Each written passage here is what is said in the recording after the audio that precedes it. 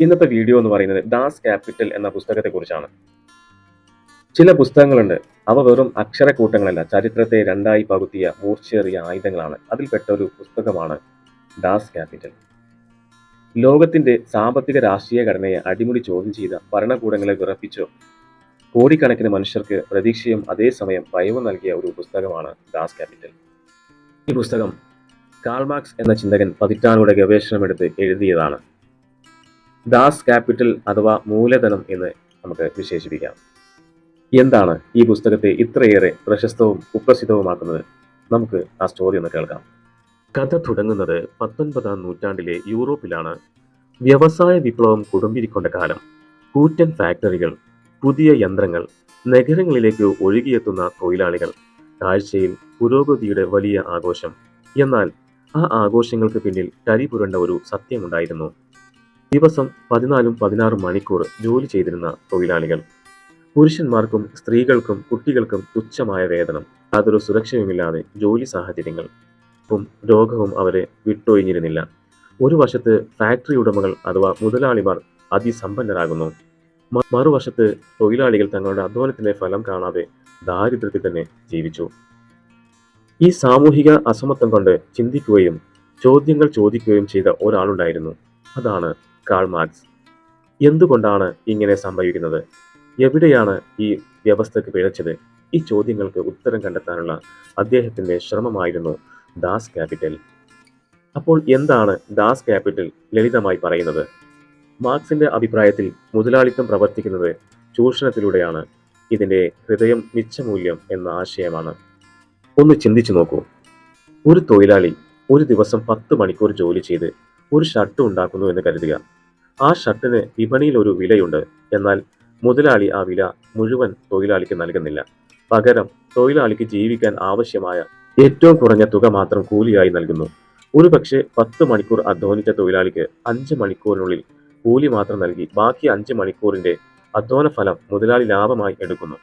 ഈ അധിക വരുന്ന മൂല്യത്തെയാണ് മാർക്സ് മിച്ചമൂല്യം എന്ന് വിളിച്ചത്. ഈ മിച്ചമൂല്യം കുന്നുകൂടിയാണ് മുതലാളിയുടെ ലാഭവും സമ്പത്തും ഉണ്ടാകുന്നത്. അതായത് തൊഴിലാളിയുടെ അധ്വാനത്തെ ചൂഷണം ചെയ്തുകൊണ്ടാണ് ഈ വ്യവസ്ഥ നിലനിൽക്കുന്നത് എന്ന് മാർക്സ് വാദിച്ചു. ഇത് മാത്രമല്ല, മുതലാളിത്തം തൊഴിലാളിയെ അവന്റെ ജോലിയിൽ നിന്നും അവൻ ഉണ്ടാക്കുന്ന ഉൽപ്പന്നത്തിൽ നിന്നും സഹജീവികളിൽ നിന്നും ഒറ്റപ്പെടുത്തുന്നുവെന്നും മാർക്സ് പറഞ്ഞു. ഇതിനെ അദ്ദേഹം അന്യവൽക്കരണം എന്ന് വിളിച്ചു. തൊഴിലാളി ഒരു മനുഷ്യനല്ലാതായി ഒരു യന്ത്രത്തിന്റെ ഭാഗം മാത്രമായി മാറുന്നു. കൂടാതെ ലാഭം മാത്രം ലക്ഷ്യം വെക്കുന്ന മുതലാളിത്തം ഇടയ്ക്കിടെ സാമ്പത്തിക പ്രതിസന്ധികൾ പെടുമെന്നും മാർക്സ് പ്രവചിച്ചു. ഇത് ചരിത്രം പിന്നീട് പലതവണ ശരിവച്ചു. ദാസ് ക്യാപിറ്റലിന്റെ സ്വാധീനം ലോക ചരിത്രത്തെ പിടിച്ചു കുലുക്കുന്നതായിരുന്നു. ഈ പുസ്തകം ലോകമെമ്പാടുമുള്ള തൊഴിലാളികൾക്ക് അവരുടെ വ്യവസ്ഥയെക്കുറിച്ച് ഒരു പുതിയ ബോധം നൽകി. സോഷ്യലിസ്റ്റ് കമ്മ്യൂണിസ്റ്റ് ആശയങ്ങൾക്ക് ഇത് അടിത്തറയിട്ടു.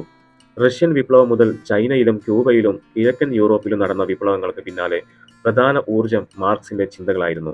ലോകമെമ്പാടും തൊഴിലാളി യൂണിയനുകൾ രൂപം കൊള്ളാനും മികച്ച വേതനത്തിനും അവകാശങ്ങൾക്കു വേണ്ടി പോരാടാനും ഈ പുസ്തകം ധൈര്യം പകർന്നു. എന്തിന്? മുതലാളിത്ത രാജ്യങ്ങൾ പോലും തൊഴിലാളികളുടെ അവകാശങ്ങൾ ഒരു പരിധിവരെ അംഗീകരിക്കാനും ക്ഷേമ പദ്ധതികൾ നടപ്പിലാക്കാനും നിർബന്ധിതരായതിന് പിന്നിൽ ദാസ് ക്യാപിറ്റൽ ഉയർത്തിയ ഭീഷണിയുടെ ഒരു അദൃശ്യ സാന്നിധ്യമുണ്ടായിരുന്നു.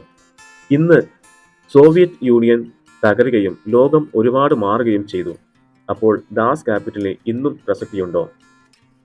ലോകത്തിലെ വർദ്ധിച്ചു വരുന്ന സാമ്പത്തിക അസമത്വം, ചില ടെക് കമ്പനികളുടെ ഭീമമായ വളർച്ച, ഗിഗ് ഇക്കോണമിയിലെ തൊഴിലാളികളുടെ അവസ്ഥ എന്നിവയെല്ലാം കാണുമ്പോൾ മാർക്സ് ഉന്നയിച്ച ചോദ്യങ്ങൾക്ക് ഇന്നും പ്രസക്തിയുണ്ടെന്ന് പലരും വാദിക്കുന്നു. ദാസ് ക്യാപിറ്റൽ ഒരു സാമ്പത്തിക ശാസ്ത്ര ഗ്രന്ഥം മാത്രമല്ല, അത് ചരിത്രത്തെക്കുറിച്ചും സമൂഹത്തെക്കുറിച്ചും അധികാരത്തെക്കുറിച്ചുമുള്ള ശക്തമായ ഒരു വിമർശനമാണ്.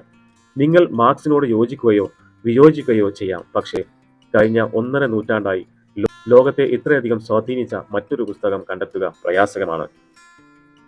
അതുകൊണ്ട് തന്നെ വായിച്ചാലും ഇല്ലെങ്കിലും ലോകത്തെ മനസ്സിലാക്കാൻ ശ്രമിക്കുന്ന ഏതൊരാൾക്കും അറിഞ്ഞിരിക്കേണ്ട പേരാണ് ദാസ് ക്യാപിറ്റൽ. ഇന്നത്തെ വീഡിയോ ഇവിടെ അവസാനിക്കുകയാണ്. ദാസ് ക്യാപിറ്റൽ എന്ന പുസ്തകത്തെക്കുറിച്ചുള്ള ഒരു വിവരണമാണ് ഞാനിവിടെ നൽകിയത്. വായിച്ചിരിക്കേണ്ട ഒരു പുസ്തകമാണ് ദാസ് ക്യാപിറ്റൽ. വീണ്ടും നമുക്ക് മറ്റൊരു വീഡിയോ ആയിട്ട് കാണാം. ബൈ.